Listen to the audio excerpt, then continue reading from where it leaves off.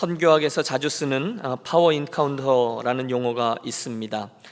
파워 인카운터, 우리들 믿음의 길 중에 종종 경험하게 되는 보이지 않는 세계에서의 전쟁, 즉 영적 전쟁을 의미합니다. 오래전에 제가 캐나다에서 동역했던 에리언 선교사님이라는 분의 간증이에요. 이 선교사님이 태국에서 섬기셨는데 늘 오토바이를 타고 저 높은 산속 마을에 들어가서 애들을 가르치며 복음을 전하곤 하셨습니다. 그러다가 어느 날 큰 위기를 만나셨죠. 당시 그분이 방문하곤 했던 지역은 무장한 공산당들이 오가는 무정부 지역이었는데 어느 날 그날의 일정을 마쳤을 때에 마을에 유지쯤 되는 분이 오셔서는 잠깐 공산당들이 보잔다라고 하더랍니다. 깜짝 놀랐죠. 해서 겉으로는 씩 웃으면서 알겠노라 하면서 가방을 챙기는데 그 가방을 챙기는 짧은 시간에 당신의 머릿속에 탈출 계획을 완성하셨다는 거예요.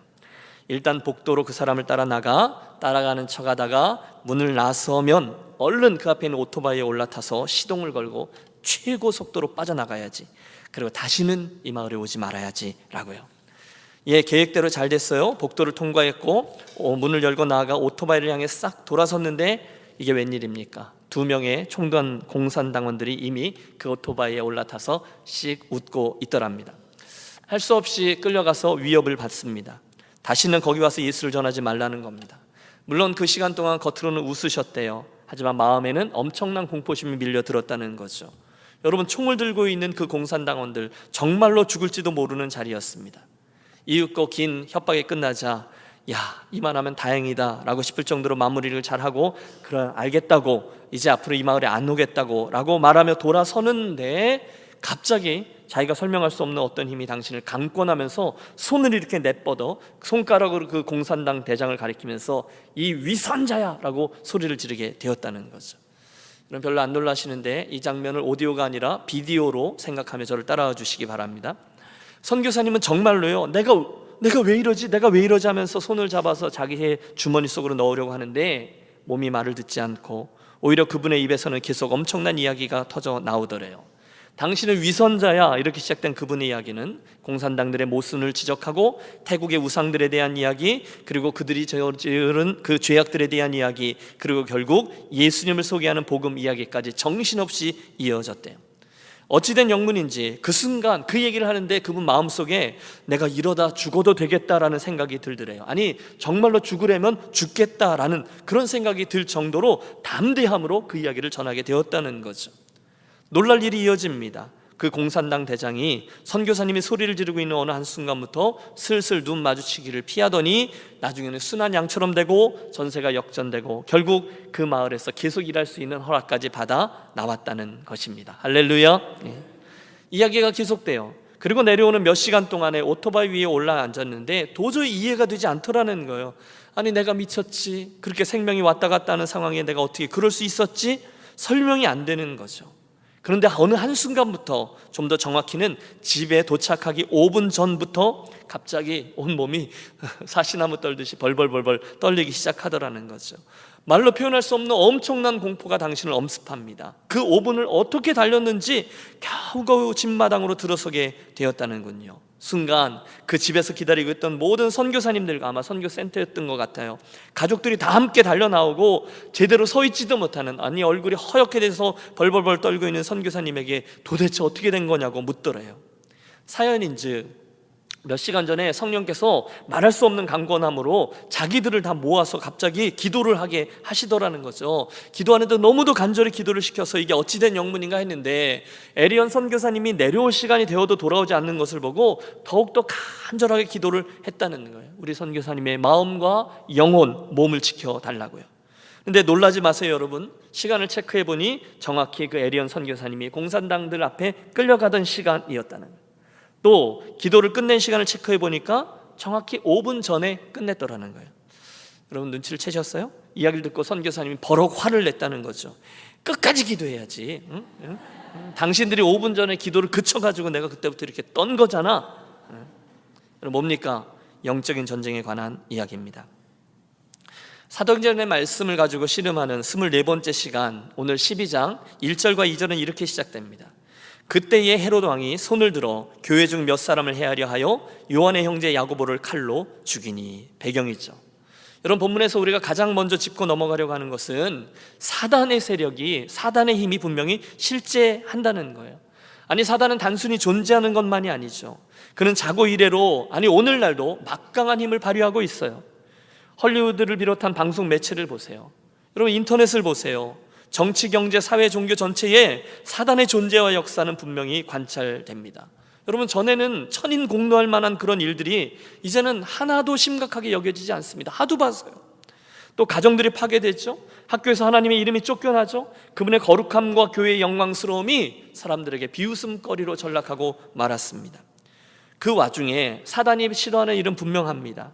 그것은 하나님의 백성들이 부흥하고 흥왕하고 교회가 존귀하게 세워지는 일입니다. 사단은 어떻게 해서든 이걸 막으려고 해요. 그래서 불이 막 타오려고 하는 성도를 보면 거기에 찬물을 끼얹고요, 교회가 부흥하려고 하면 거기에 문제를 일으킵니다. 우리가 지금까지 살핀 사도행전 1장부터 12장까지 얼마나 많은 사탄의 공격과 회방을 우리가 지켜보았습니까? 성도들을 핍박하고 사내들인 공회를 통해서 압박을 가하고 사도들이 옥에 갇히고 협박당하고 매를 맞습니다. 그러나 우리 지켜보았죠. 성령의 능력 아래에 있던 교회는 더욱 든든히 서 왔습니다. 사단이 애가 달았어요. 더 강한 괴계를 사용하는데 그 중에 하나가 바로 정치 권력을 통한 박해입니다. 그리고 그 일의 중심에 서 있었던 인물이 있으니 바로 오늘 본문에 나오는 이 헤롯 왕인 거예요. 곧 그의 칼에 의해서 12제자 중에 하나였던 야고보 사도가 순교를 하게 됩니다. 여러분, 비단 그들뿐이 아니었죠. 사단은 오늘 저와 여러분을 향해서도 끊임없이 공격의 날을 세웁니다. 그렇죠. 여러분, 저와 여러분의 인생에, 우리의 가정에, 또 우리 교회 공동체에 왜 그렇게 낙심케 되는 일들이 많습니까? 둘 중에 하나예요. 하나님이 주시는 시험이든지 사단이 벌이는 공격이었든지요. 그 중에 우리는 이 후자의 케이스를 다루고 있는 것이거든요. 오늘 그 이야기가 대표적인 경우일 거예요. 예루살렘 교회의 지도자, 최고 지도자, 아마 담임 목사 뻘이 되겠죠. 베드로까지 잡혀서 감옥에 갇히고 교회가 위기 앞에 서게 된 것입니다. 그 성도들도, 아니 우리도 쉽게 이해할 수 없습니다. 왜 지켜주시지 않으시지? 우리도 종종 묻잖아요. 이런 경우를 만나면, 야, 하나님 살아계신 거 맞냐? 아니, 어떤 이들은 빈정됩니다. 예수 믿어봤자 별거 없다, 열심히 헌신해봤자 힘든 일만 만난다니까, 관두자. 여러분, 사단을 우습게 여기지 마십시오. 공중 권세 잡은 자 사단에게는 분명코 권세가 있습니다. 사단은 구조를 가지고 있어요. 하나님의 사람들과 교회를 그 수많은 구조들을 통해서 힘들게 해왔습니다. 특별히 오늘 본문에는 그의 하수인격인 헤롯 왕이 등장합니다. 여러분, 헤롯 많이 들어보셨죠? 본문에 나오는 헤롯은 예수님이 태어날 당시에 그 외 베들레헴 근교에 있는 2살 아래의 사내 아이들을 다 죽이라 아주 끔찍한 사륙을 벌였던 그 헤롯 대왕의 손자인 헤롯입니다.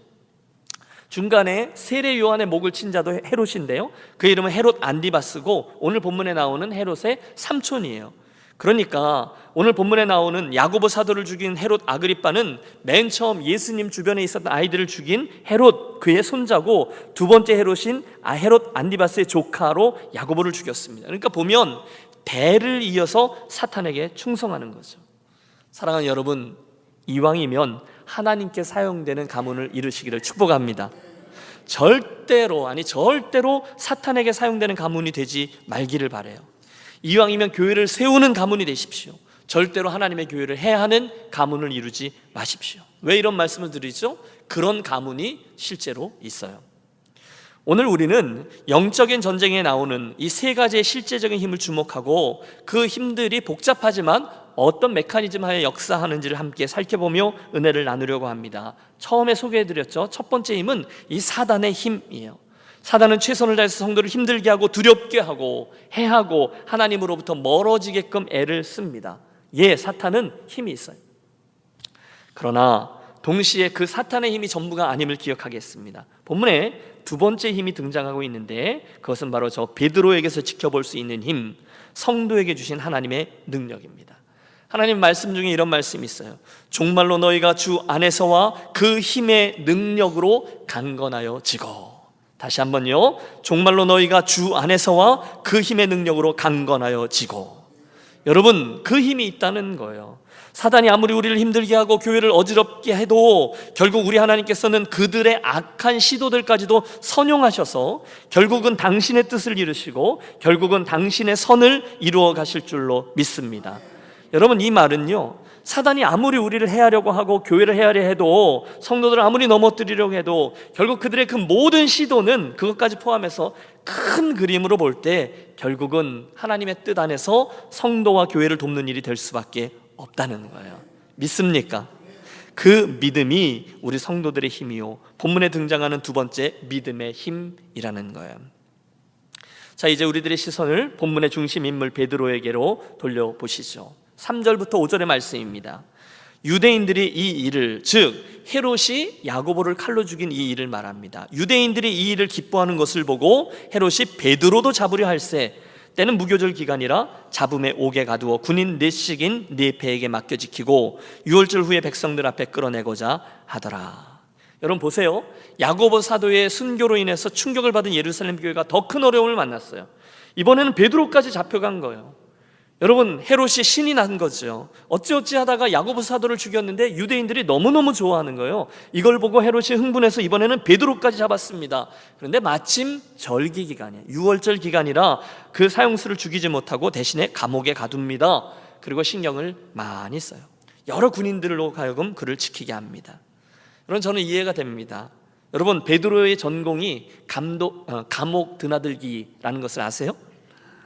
그는 저 사도행전 저 앞에 4장에서 전도하다가 하룻밤 가볍게 감옥을 갔다 왔고요, 5장에서도 감옥에 갔다가 천사가 꺼내준 경험이 있었습니다. 그래서였을까요? 이 헤롯 대왕이 그를 감시를 아주 엄중히 시킵니다. 하룻밤에 그 죄수 하나를 놓고 16명의 군사를 동원하죠. 4명씩 한 조를 이루어서 두 사람은 그 죄수 베드로와 함께 쇠고랑을 차고 함께 앉았다가 함께 누웠다가 합니다. 또 나머지 2명도 그 앞에 눈을 부릅쓰고 3교대로 보초를 쓰는 거예요. 도저히 빠져나갈 수 있는 감시가 그것이었다는 거죠. 그런데 여러분 보세요. 이 상황에서 베드로가 어떻게 하고 있는가? 오늘 이게 중요합니다. 여러분, 오늘 본문의 말씀을 읽으셨는데 그때 베드로가 반항하고 있었나요? 아닙니다. 탈옥을 위해서 기회를 엿보고 있었나요? 아니죠. 전혀 그렇지 않아요. 여러분, 저는 여기서 깨닫는 바가 있습니다. 성도가 누구일까요? 여러분, 그리스도인인 저와 여러분이 누구입니까? 성도는요, 억울한 일을 만났을 때, 심지어 이런 악한 일을 만났을 때조차 자기가 지금 주님 앞에 반듯하게 걷는 일이라면 그 일을 그냥 당해내는 사람입니다. 여러분, 이해가 되세요? 성도는요, 좀 억울한 일을 만나도 당하는 사람이라는 거예요.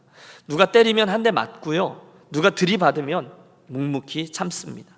욕하면 듣고요. 여러분, 발끈하지 않아요. 예수님이 뭐라 그러셨죠? 내 오른편 뺨을 치거든 왼편도 돌려대라, 주님이 말씀하셨어요. 목사님 해봤어요? 여러분, 혹시 묻는 분이 계실지 모르겠어요. 그런데 여러분, 대답해 보십시오. 성도가 악을 대하는 방식은 2가지뿐이에요. 하나는 피하는 겁니다. 요셉처럼, 바울처럼. 그리고 또 하나는 순한 양처럼 기도하면서 그 악을 그대로 당해내는 거예요. 베드로처럼요. 기억하십시오. 절대로 악을 악으로 갚음으로 복수의 칼을 휘두르는 것은 성도에게 주신 하나님의 방법이 아니에요. 로마서에 보면 나오잖아요. 원수 갚는 것은 내게 맡기라, 그리고 너는 살아가는 일만 해라 말씀하셨어요. 그래서 우리는 악을 악으로 갚지 않습니다. 보세요. 그날 베드로가 그 일로 인해서 변호사부터 선임하지 않습니다. 속이 터진다, 내가 뭘 잘못했냐, 항변하지 않습니다. 대신에 뭐 하고 있습니까? 자고 있습니다. 참, 여러분, 그 장면을 상상해 보세요. 속도 좋지, 지금 쿨쿨 잡니다. 어디서 자고 있습니까? 감옥에서요. 그것도 보통 잔 게 아니죠. 나중에 천사가 와서 흔들어 깨우지도 않아요. 보통 하면 일어나지도 않으니까 옆구리를 발로 걷어차 깨워야 될 정도로 골아떨어져 잡니다. 여러분, 이게 보통 일이 아닌 거죠. 여러분 아시죠? 우리 베드로가 어떤 사람이었습니까? 그가 십자가 앞에서 예수님을 향해서 어떻게 부인했는지를 우리 알아요. 3번이나 그 예수님을 부인하고 나중에는 맹세하고 나중에는 저주하고 맹세까지 하면서 그분을 부인했던 제자입니다. 왜 부인했습니까? 두려우니까. 자기도 죽게 될까봐, 그게 무서워, 그게 염려가 되어 그분을 무시하고 저주하고 떠나버렸습니다. 그런데 지금은 뭐 하고 있어요? 쿨쿨 자고 있어요. 어떻게 된 거죠? 그 두려움이 사라진 겁니다. 이젠 염려가 안 되는 거예요. 그 주님의 사람이 되었기 때문에, 여러분, 저는 이게 기적이라고 믿어요. 그게 변했어요. 중간에 그 주님을 향한 믿음 때문에 이렇게 되든 저렇게 되든 하나님 선하게 하시리라, 내가 살아도 죽어도 나는 주님의 것이다라는 확신이 있었기 때문에 바뀐 거예요. 여러분, 그가 나중에 베드로 전후서를 쓰거든요. 그런데 그가 쓴 편지 베드로전서 5장에 보면 이런 말씀이 기록되어 있어요. 너의 염려를 다 주께 맡기라. 이는 그가 너희를 돌보심이라. 할렐루야. 여러분, 저는 믿습니다. 그가 베드로전서에서 이 말을 써내려갈 때 너의 염려를 다 주께 맡기라 그가 너희를 돌보심이라 할 때 그의 머릿속에는 오늘의 이 경험이 분명히 살아 숨쉬고 있었을 겁니다. 자기가 감옥 속에 갇혀서 죽음 앞에 서 있을 때 주님이 어떻게 건져주고 어떻게 돌봐주셨는지를 분명히 되뇌우고 있었어요. 살고 죽는 거 주님이 알아서 할 거라는 거예요. 어떻게 되든지 주님이 가장 선한 결과를 이끄실 것이다, 그가 믿었어요. 따라서 앞선 야고보의 순교를 보고서도 오늘 내일 있어질 나의 순교를 예상하면서도 뭘 하고 있어요? 자고 있는 거예요. 쿨쿨. 여러분, 이 아침에 주님께서 그날 그 베드로에게 주셨던 담대한 믿음과 평안을 여러분들에게도 허락해 주시기를 소원합니다. 특별히 우리들 가운데 심약하신 분 계실 겁니다. 특별히 요즘 이러저런 어려움 때문에 또 시험 당해서 잠도 잘 못 주무시고 노심초사하시는 분들 계세요. 나아가 심한 불면증으로 인해서 수면제가 있어야만 겨우 잠을 청하실 수 있는 분들 모두에게 주님 그날 베드로에게 주셨던 담대함과 평안함과 절대적인 믿음이 풍성히 허락해 주고 임하게 되시기를 축원합니다. 그래서요, 간단한 거죠. 그래서 우리들의 걱정과 염려와 두려움이 그분을 향한 절대 믿음 때문에, 다른 것 때문이 아니죠. 그분을 향한 믿음 때문에 모두 다 사라지고 어디가 되든 어떤 상황이 되든 감옥 속이 되든 감옥 밖이 되든 깊게 잠들 수 있는 평안함의 복이 우리 모두의 것이 되시길 또한 축복합니다. 지금 무슨 얘기를 하는 거예요? 하나님이 성도들에게 주시는 믿음의 힘, 주님이 주시는 능력이라는 거예요. 따라해 주세요. 성도에게는 믿음이 능력입니다. 믿습니까? 베드로가 그날 그걸 안 거죠. 아니, 믿었어요. 그분이 하나님이신데 그분이 어련히 알아서 하실까? 여러분, 여러 번 경험했거든요. 거기에서 이 여유가 나온 거죠. 믿음의 힘입니다. 사도 바울의 고백처럼 그는 정말로 살아도 주를 위하여 살고 죽어도 주를 위하여 죽는 것, 그것이 무엇임을 알았습니다. 우리가 알거니와 하나님을 사랑하는 자 곧 그 뜻대로 부르심을 입은 자들에게는 모든 것이 합력하여 선을 이루느니라. 그는 정말로 그 사실을 믿었어요. 어제 말씀을 준비하는데 저는 이 시편 127편의 말씀이 떠올랐어요. 베드로가 자는 모습 속에서 그 말씀이 떠오른 거죠. 그러므로 여호와께서 그 사랑하시는 자에게는 잠을 주시는도다. 제가 붙였어요. 괄호 열고 예배 시간 빼고 괄호 닫고. 하나님이 사랑하는 자들에게 잠을 주신다는 거예요. 그분이 주시는 평안함이 있다는 거예요. 다시 한 번 더 권하고 축복합니다. 오늘 우리들 가운데 그 베드로에게 주셨던 하나님의 평안함이 필요한 분 계십니까? 오늘 사방으로 우겨쌈을 당하신 분이 있으십니까? 낙심할 만한 많은 일들이 있어요. 계속 작쳐서 잠을 못 이루시는 분도 계실 거예요. 답답해서 하나님의 사랑을 의심하는 분도 계실지 몰라요. 내가 하느라고 했는데 기껏 이 정도인가? 하나님 정말 계시는가? 내가 그분의 음성을 잘못 들었는가? 하나님 주무시는 게 아닌가? 그때 하나님 우리들이 기대하시는 바가 있어요. 그 믿음, 그분이 어떤 분인지, 그분의 선하심이 어떤 것인지를 분명히 믿는 절대 믿음 때문에 우리가 그 믿음을 사용해서 그 일들을 잘 감당해내기를 기대하신다는 거예요. 그분이 그러실걸요? 내가 너에게 줬던 능력 있잖아. 그 믿음 말이야. 여러분, 하나님이 너무도 사랑하는 그 다윗을 왜 10년이란 긴 세월 동안 광야로 모셨을까요? 왜 하나님이 사랑하는 당신의 백성들을 광야길로 끌어가고 아니 홍해 앞으로 몰아놓으셨을까요? 하나님이 그 야곱을 야복강가의 코너로 구석으로 몰아가셨을까요? 틀림없습니다. 여러분, 광야의 그 경험이 없이 다윗은 하나님 앞에 성군이 될 수 없었어요. 홍해의 기적이 없었으면 이스라엘은 여호와만을 경외하는 성민이 될 수 없었어요. 야복강가에서 씨름이 없었다면 야곱은 절대로 믿음의 선진들 반열에 들을 수 없었어요. 이유는 하나요. 믿음으로 그 시험을 감당해내는 것을 체험케 하기 원하셨다는 거예요. 그가 그것들을 돌파하는 것을 주님은 기대하셨어요. 훈련이죠. 그렇다면 여러분, 동일한 원리로 오늘 저와 여러분 인생에 다가오는 그 힘든 일 말이에요. 그 고난의 이유는 분명합니다. 하나님 사랑의 표현이 있죠. 그분의 기대가 그 속에 담겨 있어요. 고난은 축복의 변장된 축복이잖아요. 나 너에게 관심이 있어. 이거 한번 잘 다루어 봐. 그때 이날의 베드로처럼 하나님을 절대 신뢰하기에, 그분이 가장 선하게 이끄실 것을 확신하기에, 자기의 삶이 감옥 안에 있든 감옥 밖에 있든 그분의 장중 안에 있음을 믿기 때문에 우리도 믿음으로 잘 감당해내시기를 축원합니다. 왜? 우리에게 있는 그 믿음의 힘, 두 번째 힘 때문인 거죠. 자, 이제 본문에 등장하는 세 번째 힘도 보시죠. 결국 교회는 객관적으로 볼 때 큰 위기 앞에 섭니다. 야고보까지 순교했는데 이제 예루살렘 교회를 이끌던 최고 지도자 베드로까지 순교하면, 와, 여러분 이건 상상하기도 싫은 거죠. 그 순간 5절을 보세요. 5절, 이에 베드로는 옥에 갇혔고 교회는 그를 위하여 간절히 하나님께 기도하더라. 여러분, 베드로는 옥에 갇혔고, 예, 그건 알겠어요. 그때 교회가 뭘 했어요? 예, 기도했어요. 교회는 그를 위하여 간절히 하나님께 기도하더라. 맞습니다, 여러분. 오늘 우리가 본문에서 발견하는 세 번째 힘은 교회에게 주신 하나님 기도의 힘입니다. 한번 따라해 주세요. 간절히 하나님께 기도하더라. 여러분, 하나님께서 개인적인 저와 여러분들에게는 믿음의 힘을 주신 거고요, 봄된 교회 공동체, 교회에게 주신 위대한 힘은 바로 합심 기도의 능력인 줄로 믿습니다. 그날 그들이 이 공권력의 부당함을 데모를 통해서 알리지 않습니다. 여론몰이 하지 않아요. 대신 뭐 합니까? 기도했어요. 하나님께 나아갔어요. 가만히 보면 어떤 교회는 실력 행사하겠다고 숫자 가지고 나설 때가 있어요.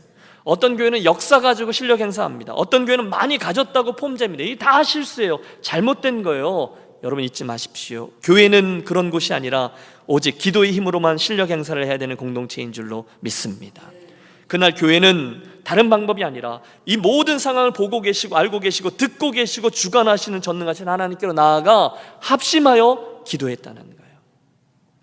여러분, 요즘도 우리 교회 가족들 가운데 고난과 시험의 한가운데를 통과하는 분들이 계세요. 물론 여러분, 교회는요 사건 사고가 끊이지 않아요. 우리 사랑하는 성도들의 삶에는 어려운 일들이 꼬리에 꼬리를 묻니다. 이게 좀 잦아들만 하면 다른 일이 생기고, 이게 괜찮아질만 하면 또 다른 분이 어려움이 있어요. 힘이 들기도 하고, 관계가 틀어지기도 하고, 가족들이 많이 편찮기도 하고, 수술하신 분도 계시고, 이해할 수 없는 일들이 계속 겹치기도 하고, 사업을 하는 분들이 계속되는 악순환 속에 빠지기도 해요. 지쳐요. 그런데 그런 상황들을 보면서 한 분이 이렇게 고백하는 것을 듣습니다. 우리 교회 식구들 가운데 많은 어려움들이 있는 거 보면 하나님이 우리 교회에 큰 은혜를 주시려나 봐요. 기도 많이 해야 되겠어요. 아멘. 네. 여러분, 우리 하나님은 변하지 않으세요. 그런데 우리 삶에 고난이 온다, 그렇다면 간단해요. 그것은 우리가 믿음으로 그 고난을 잘 감당해서 우리를 한 단계 높은 곳으로 올라가도록 하는 영적인 사다리인 줄로 믿습니다. 그 왜 애들이 많이 아프면 어른들이 그러시잖아요. 클려 그래, 이러시잖아요. 영적으로도 똑같아요. 오늘 사랑하는 여러분, 오늘 예루살렘 교회가 당했던 그런 어려움처럼 우리도 이러저런 어려움의 한가운데를 통과하고 계시다면 틀림없어요. 사단은 우리를 끌어내리려고 하는 것이고요, 하나님은 우리를 끌어올리려고 하는 것입니다.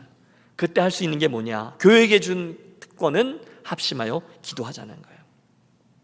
여러분, 오늘 지금 이 이야기를요, 우리가 너무너무 자주 쓰는 어려운 일이 생기면 기도합시다. 기도할게요. 기도하면 돼. 여러분, 이렇게 하고 넘어가자는 게 아니에요. 정말로 진지하게 고민하면 기도하자는 거예요. 아니, 김 목사님 거기 앉아서 기도만 한다고 문제가 해결됩니까? 그렇게 쉬우면 뭐가 문제겠어요? 반문하시는 분 계실지 모르겠어요. 참 답답합니다. 목사님 기도한다고 떡이 생겨요? 기도한다고 문제가 생겨요? 밥이 생겨요? 그 실력자, 그 절대적인 그 사람을 만나보셔야죠. 아니요. 여러분, 저는 많이 경험해 봤어요. 우리의 도우심은 그분들에게 오지 않아요. 우리의 도우심은 천지를 지으신 여호와에게서로다. 저는 수없이 경험해 보았어요. 저의 진짜 도움은 거기서 오지 않아요. 그분에게서 와요. 기도하면 문제가 해결되냐고요? 해결돼요. 기도하면 밥이 생기고 떡이 생겨요? 예, 밥이 생기고 떡이 생겨요. 저는 여러분도 이 문제에 관한 한 저와 같은 믿음을 꼭 소유케 되시기를 바랍니다. 우리가 일하면 우리가 일해요. 그러나 우리가 기도하면 누가 일하세요? 예, 우리 하나님이 일하시는 거죠. 성도는요, 덜 중요한 싸움하는 존재가 아니에요. 이 믿음을 가지고 기도의 씨름을 하는 존재입니다. 바로 그때 오늘 우리가 세 가지 힘을 보았는데, 그런 상황이 이르자 이어지는 본문은 하나님께서 그 믿음의 그 합심 기도에 어떻게 응하시는지를 드라마틱하게 보여주고 있어요. 7절을 보시죠. 성도들이 합심해서 기도할 때 하나님이 역사하십니다. 호련히 주의 사자가 나타나매 옥중에 광채가 빛나며 또 베드로의 옆구리를 쳐 깨워 가로되 급히 일어나라 하니 쇠사슬이 그의 손에서 벗어지더라. 와, 여러분, 호련히 그 감옥 속에 하늘의 빛이 나타납니다. 환해진 거예요. 온 감옥을 비춰요. 함께 있었던 그 군사들이, 그 베드로, 적어도 베드로 양 옆에 군사들이 같이 쇠고랑을 차고 있었잖아요. 그들이 깊은 잠에 빠져들었는지 아니면 그 광경을 보면서 두려움과 떨림 속에서 아무것도 못했는지는 몰라요. 본문에 안 나와요. 하지만 분명한 건 베드로가 그 와중에 쿨쿨쿨 잠을 자고 있다는 거예요. 아니 여러분, 얼마나 깊이 잠들었으면 천사가 나타나고 신비한 빛이 감옥을 쫙 비췄는데도 깨지 않았을까요? 제가 천사라도 기분이 나빴을 것 같아요. 그래서 이게 내가 나타난, 아직도 이러고 있어? 옆구리를 그래서 걷어찬 거죠. 야 일어나, 이런 거죠. 깜짝 놀란 베드로가 벌떡 일어납니다. 그때 본문을 보면 철컥철컥 손에서 그 사슬들이 벗겨졌답니다. 여러분, 우리가 기도할 때 하나님을 경외하고 또 그분께로 향한 온전한 믿음으로 나아갈 때 저와 여러분을 묶고 있는 그런 사슬들이, 이러저러한 시험과 고난의 쇠사슬들이 풀려나게 되시기를 축원합니다. 아멘 하신 분들은 이 말의 결과를 여러분 삶으로 체험케 될 줄로 믿습니다. 천사가 말합니다. 8절, 띠를 띠고 신을 신으라 하거늘 베드로가 그대로 하니 천사가 또 이르되 겉옷을 입고 따라오라 한데 베드로가 나와서 따라갈새 천사의 하는 것이 생시인 줄 알지 못하고 환상을 보는가 하니라. 이게 꿈이야 생시야 이런 거죠. 이에 첫째와 둘째 파수를 지나 지키고 있는 사람들 통과했어요. 그리고 마지막 성으로 통한 쇠문에 이르니 문이 어떻게 돼요? 저절로 열려요. 와, 여러분, 그간 이제 나와서 한 거리를 지나매 이제 안전하게 됐어요. 천사가 떠나니라. 많은 걸 배울 수 있어요. 여러분, 우선 하나님은 우리가 할 일을 말씀하시지만요, 우리가 해야 될 일을 대신해 주지는 않으세요. 쇠사슬이 벗겨지긴 해요. 그러나 일어나라는 우리가 일어나는 거예요. 옷을 입어라는 우리가 입는 거예요. 따라 나와라는 따라 나와야 되는 거죠. 그러니까 지혜가 필요해요. 절대로 천사가 그 베드로로 철컥철컥한 후에 구름 태워서 마가의 다락방, 그 요한의 집까지 데려가지 않았음을 기억하세요. 옷은 내가 입는 거예요. 띠는 내가 떼어야 돼요. 내 발로 따라 나가야 돼요. 10절, 안전한 곳에서 천사가 사라지고 베드로가 고백합니다. 다 함께 11절의 말씀을 합독합니다. 이에 베드로가 정신이 들어 이르되 내가 이제야 참으로 주께서 그의 천사를 보내어 나를 헤롯의 손과 유다 백성의 모든 기대에서 벗어나게 하신 줄 알겠노라 하여 아멘. 여러분, 무슨 얘기예요? 베드로가 정신이 들자마자 하나님을 찬송하는 거예요. 우와, 내가 이제야 참으로, 이야, 하나님 나를 꺼내주셨구나. 우와. 사랑하는 여러분, 하나님의 은혜에 대한 감사의 고백, 또 이것들을 감탄하고 찬양하는 그런 놀라운 일들이 많아지시길 바랍니다. 이건 중요해요. 여러분, 그 외에 요나가 도망가다 물고기 뱃속에 갇혀서 3일 동안 회개하잖아요. 그가 이렇게 기도하는 걸 잘 들어보세요. 무릇 거짓되고 헛된 것을 숭상하는 자는 자기에게 베푸신 은혜를 버렸사오나. 여러분, 100번 옳습니다. 거짓된 것, 헛된 것, 그 다시스를 바라보며 인생 사는 자들은 하나님이 자기에게 주신 은혜들을 자기 손으로 버린다는 거예요. 버렸사오나, 다 잊어요. 하지만 하나님의 사람은 반대죠. 나는 이미 그 은혜를 경험했어요. 감사하는 목소리로 주께 예배하며 나의 서원을 주께 갚겠나이다. 무슨 얘기예요? 그분을 경험하고 체험하여 결국 그분의 은혜를 찬양하는, 베드로가 지금 그러고 있는 거거든요. 그런 고백들이 저와 여러분의 그 어려운 상황 속에 있게 되시기를 축원합니다. 오늘 축원합니다, 축복합니다 굉장히 많은데요, 여러분 아멘 많이 하십시오. 그리고 십인하고 믿음으로 고백하십시오. 자, 장면이 바뀌죠. 이제 본의 아니게 추록하게 된 그 베드로, 이제 마가라 하는 요한의 어머니 마리아의 집을 향해 갑니다. 갔더니 저들이 뭐하고 있습니까? 예, 기도하고 있습니다. 합심하여 기도하고 있습니다. 틀림없이 그들이 베드로의 석방을 위해 기도했을 거예요. 아버지, 우리 베드로 선생님이 이 어려움을 잘 감당할 수 있게 해주십시오. 아버지, 우리 베드로 선생님을 꼭 살려주십시오. 아버지, 우리 베드로 선생님을 감옥에서 꺼내어 주십시오. 근데 베드로는 어떻게 돼 있어요? 벌써 나와 있어요. 그 순간 베드로가 문을 두드리고 잠시 후에 그들에게 기쁨의 재회가 있습니다. 여러분, 재미있어요. 처음에 로데라는 그 계집 종이 두드리는 소리를 듣고 나왔다가 베드로 음성을 듣고는 너무 놀라서 문도 안 열어주고 집에 다시금 들어가서 베드로 선생님이 오셨어요 라고 얘기합니다. 그때 기도하고 있던 성도들이 아이고, 내 그럴 줄 알았어. 주님은 언제나 우리들의 기도를 들어주신다니까 할렐루야 라고 했습니까? 아니죠. 여러분, 이게 재밌어요. 베드로를 구해주세요 라고 기도했어요. 그런데 베드로가 정말로 나왔어요. 그런데 뭐라 그래요? 로데야, 내가 미쳤구나, 이렇게 얘기합니다. 저는 이 모습이 굉장히 재밌습니다. 여러분 대답해 보세요. 지금 그들이 베드로를 감옥에서 꺼내주시기를 열심히 기도했어요. 그런데 그렇게 기도는 했지만, 밤새서 중보하며 기도했지만, 그들이 주님이 그렇게 응답할 것이라는 것을 믿고 기도한 거예요? 안 믿고 기도한 거예요? 안 믿고 기도한 거예요. 그들은 확실히 안 믿었어요. 꺼내주세요. 그런데 베드로가 나왔다 그러니까, 로데야 내가 미쳤구나.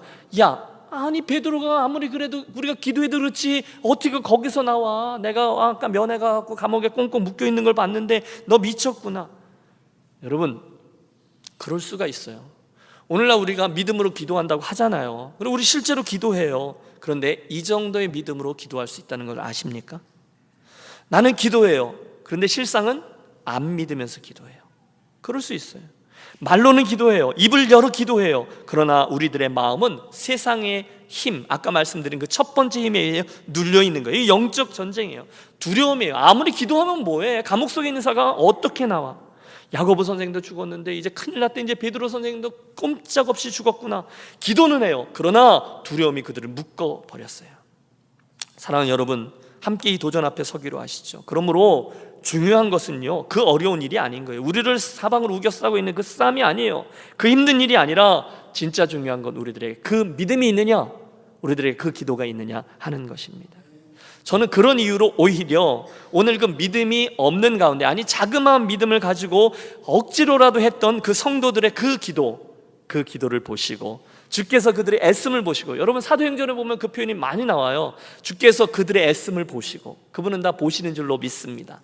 보고 계세요. 다 듣고 계세요. 그래서 그 기도에 응답해 주시는 하나님을 더욱더 찬양할 수밖에 없어요.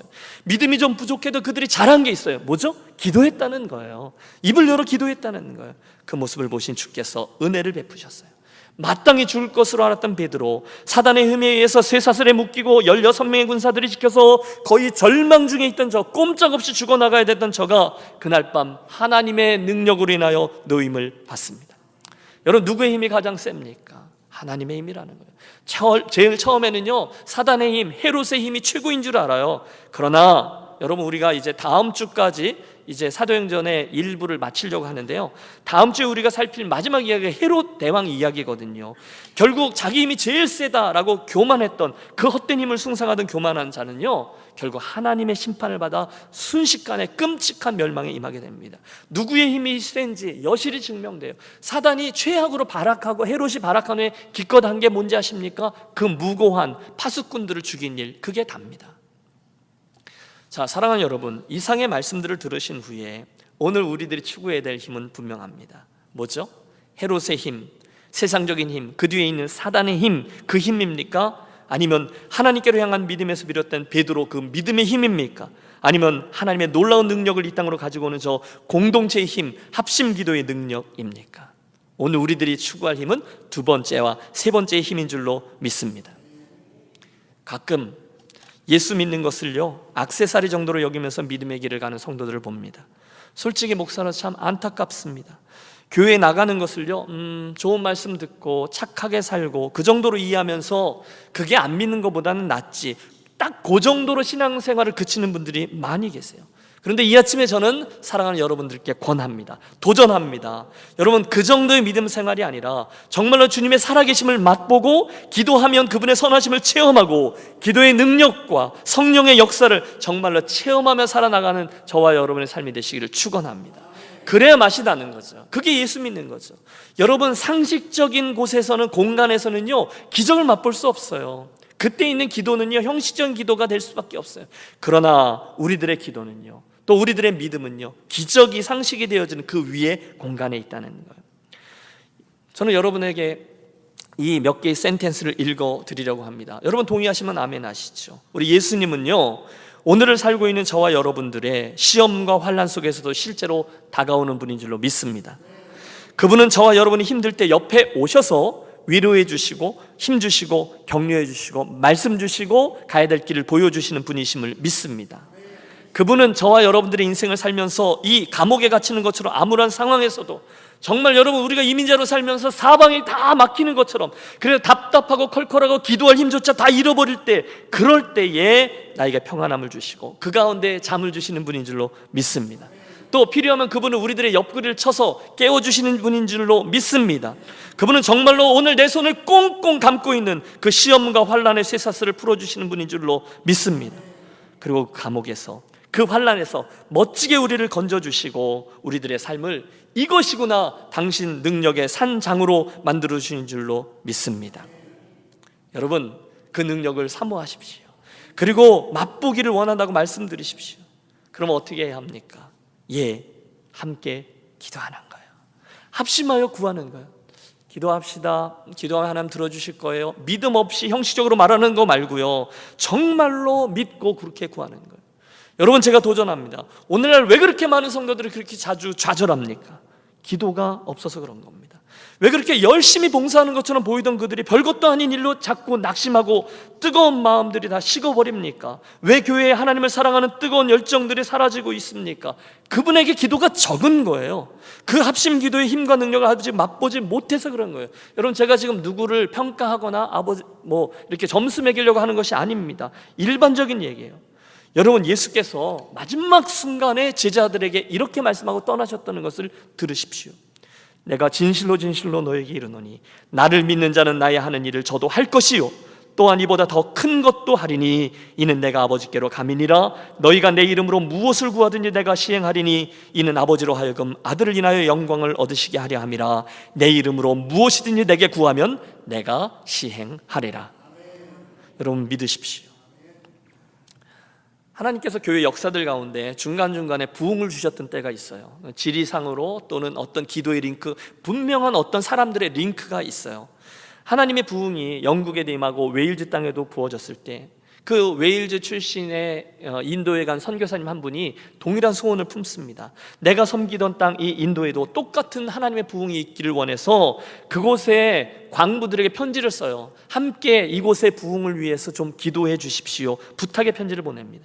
그 소식을 듣고 믿음 있었던 광부들 몇 명이 그 선교사님과 그 사역을 위해서 새벽마다 일 시작하기 전에 그 갱도 입구에서 30분씩 합심하여 기도를 합니다. 몇 주 후에 또다시 편지가 도착했어요. 하나님의 엄청난 축복이 그 인도 땅에 임했다는 것입니다. 할렐루야. 하나님의 때, 하나님의 부흥에는 그런 링크가 있어요. 그게 끝이 아니에요. 얼마 후에 한국에 있던 몇 명의 선교사들이 매일 정오에 모여서 합심해서 기도를 시작합니다. 선교가 잘 안 돼요. 우리 한국 땅에, 이 조선 땅에 부흥을 달라고 기도하는데 한 달이 지나도 아무런 일이 일어나지 않아요. 그때 선교사님 한 분이 이렇게 맨날 모여서 기도하는 것이 번거롭고 별 효과도 없으니까 이제 그냥 각자 집에서 열심히 기도합시다 라고 제안해요. 쉬운 이해가 되죠? 그런데 다른 선교사님들 몇이 입을 열어서 안 됩니다. 오히려 더 시간을 내서 더 열심히 기도합시다라고 주장합니다. 그 인내의 합심 기도회가, 여러분 놀라지 마세요, 자그마치 4개월간 지속됩니다. 4개월간. 그리고 마침내 어느 날 하늘의 문이 열리고 엄청난 부흥이 한국에 하나님 부흥의 축복이 임하게 되죠. 그게 바로 1907년 평양의 장대한 교회에서 일어난 평양 대부흥 운동입니다. 성령께서 한국 땅에 임하여 교회에 임하셔서 통회하고 자복하고 회개하고 새로워지는 역사를 확 일으켜 주셨어요. 교만했던 사람들, 하나님을 우습게 여기던 이들, 호기심 가운데 나오던 자들 모두가 하나님의 경험을, 그 구원을 경험합니다. 물론 그 중에 어떤 이들은 그들의 무릎 꿇음을 조롱합니다. 하지만 어떤 이들은 하나님의 거룩하심 앞에 진정으로 무릎을 꿇습니다. 그 모든 것을 지켜보고 통과한 선교사님 한 분이 본국의 선교 편지로 이렇게 보고해요. 수개월간 기도드린 것에 대한 대가는 너무나 충분합니다. 하나님께서 성령을 부어주심으로 우리 모두가 반년의 시간을 들여 할 수 있는 일보다 더 큰 일을 하루 저녁에 이루셨습니다. 2개월도 안 돼요. 한국교회는요 2,000명의 결신자를 얻게 됩니다. 여러분, 그 당시 한국에 있는 모든 선교사들의 기도 제목이 1년 동안 한국에서 몇백 명의 성도를 얻기 원합니다, 이거였거든요. 기독교는 마이너리티였어요. 그런데 2개월도 안 되어서 2,000명의 결신자를 얻게 돼서 폭발적인 성장이 이루어지기 시작합니다. 그때 어떤 교회에서 우리 새벽 기도 합시다 이렇게 된 거예요. 여러분, 그때부터 새벽 기도가 여태까지 있는 거예요. 첫날부터 은혜에 갈급했던 400명의 사람들이 모여들어요. 며칠 후에 그 새벽에 모여서 기도하는 숫자가 600명을 돌파합니다. 저 밑에 서울에서는 1,100명이나 되는 이들이 주간 기도에 참석합니다.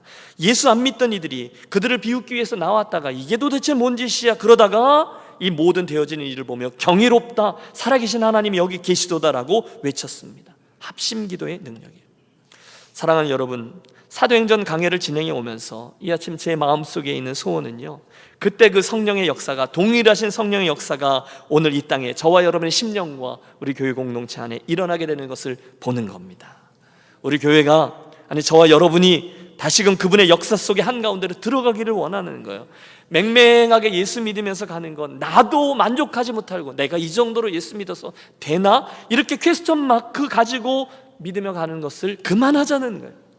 헛된 힘, 사탄에게 종노릇하는 죄악의 힘, 헛된 것을 숭상하고 따라가는 정욕의 힘, 그날 헤롯 대왕이 휘둘렀던 그런 힘 다 내려놓으시고 오늘 이 사도 베드로와 같이 두 번째 힘이죠, 절대 믿음, 하나님을 향한 믿음에서 나오는 그 힘을 구하고 또 기도 응답을 통해서 절대 믿음을 꼭 소유하게 되시기를 축복합니다. 그리고 나서는요, 이제 그 개인적인 힘이 공동체의 힘이 되는 거예요. 합심하여 우리가 같이 나아가는 거예요. 함께 기도하는 거예요. 입술을 열어 구하는 거예요.